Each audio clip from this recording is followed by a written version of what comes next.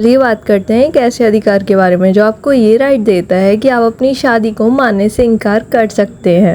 और ये राइट इतना स्ट्रॉन्ग और पावरफुल है।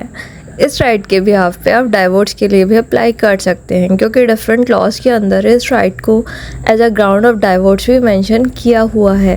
इसी राइट को बोला जाता है राइट ऑफ रेपुडिएशन या अस्वीकरण या निराकरण का अधिकार। Most of the legal systems में मैरिज को एज अ कॉन्ट्रैक्ट ट्रीट किया जाता है।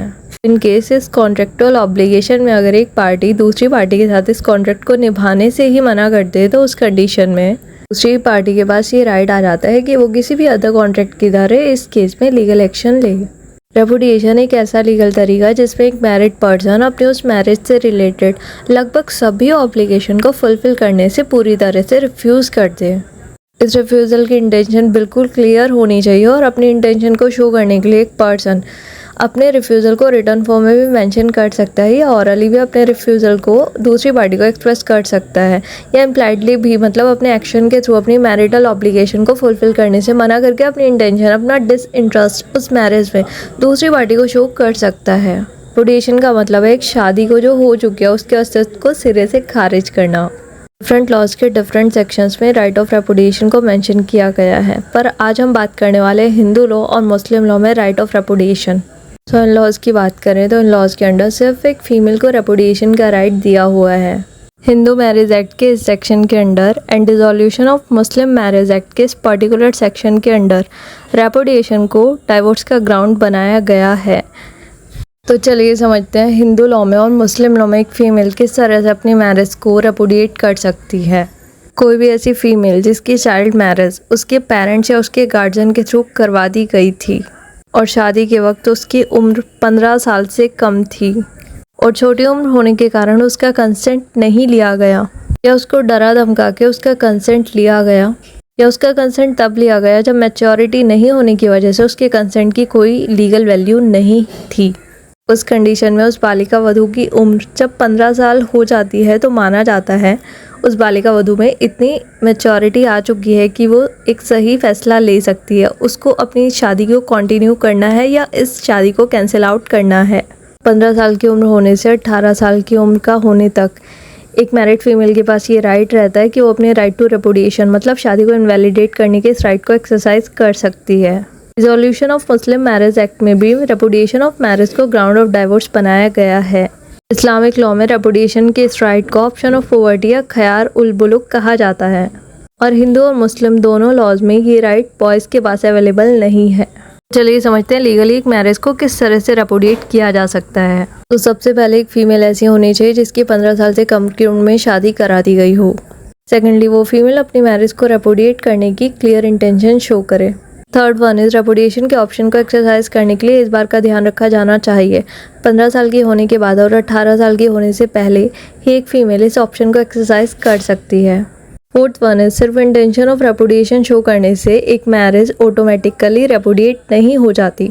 उसके लिए उस फीमेल को प्रॉपर लीगल प्रोसीजर के थ्रू कोर्ट को अप्रोच करना होगा और फिर कोर्ट के थ्रू एक प्रॉपर लीगल डिक्री पास की जाएगी।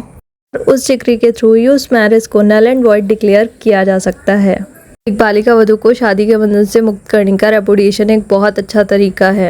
रेपुडिएशन के केस में मैरिज को नल एंड वॉइड डिक्लेयर करने की डिक्री ग्रांट करने के साथ कोर्ट ये ऑर्डर भी कर सकता है उस शादी में जो भी दहेज लिया गया है उसको वापस किया जाए और उसके साथ कोर्ट यह भी डिसाइड कर सकता है उस बालिका वधू को किसके थ्रू मेंटेनेंस प्रोवाइड कराई जाएगी।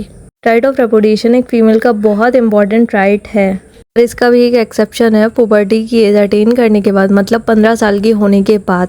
इनकेस 15 साल की उम्र होने के बाद अगर बालिका वधू अपने हस्बैंड के साथ वॉलेंटरी सेक्सुअल इंटरकोर्स में इंडल्ज होती है तो उस कंडीशन में इसको उसके through acceptance of marriage consider किया जाएगा और इस केस में उसका रेपुडिएशन का राइट उससे छिन जाएगा। इस एक्सेप्शन का भी एक एक्सेप्शन है इनकेस 15 साल की एज अटेन करने के बाद अगर बालिका वधू को उसके हस्बैंड के थ्रू फोर्सफुल सेक्सुअल इंटरकोर्स में इंडल्ज किया जाता है तो उस कंडीशन में ये मैरिटल रेप की कैटेगरी में फॉल करेगा, which is not a separate offence but amounts to cruelty which is also a ground of divorce in India. तो उस कंडीशन में बालिका वधू अपने राइट ऑफ रेपुडिएशन को एक्सरसाइज कर सकती है।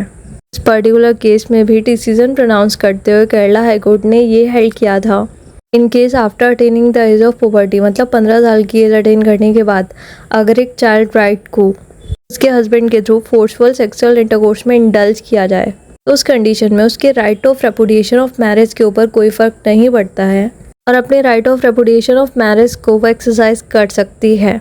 एक चाइल्ड ब्राइड का एज ऑफ पुबर्टी, मतलब 15 साल की एज अटेन करने के बाद सिर्फ और सिर्फ कंसेंसुअल सेक्सुअल इंटरकोर्स ही एक कारण है जिस वजह से उसका right to repudiation of marriage end हो सकता है।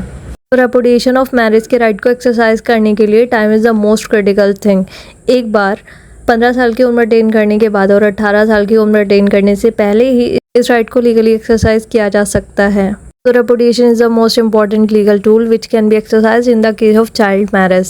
और एक फीमेल के राइट टू रेपुडिएशन को ही इस्लामिक लॉ में बोला जाता है ख्याल उल बुलूक या ऑप्शन ऑफ पुबर्टी।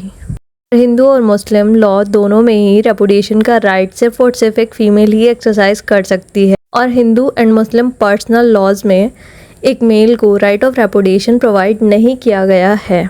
पर एक मेल जो अपनी शादी के टाइम पे खुद माइनर था वो under provision of prohibition of child marriage act 2006 के थ्रू मेजॉरिटी केस गेन करने पर अपनी चाइल्ड मैरिज को इनवैलिडेट करने के लिए कोर्ट में अप्लाई कर सकता है।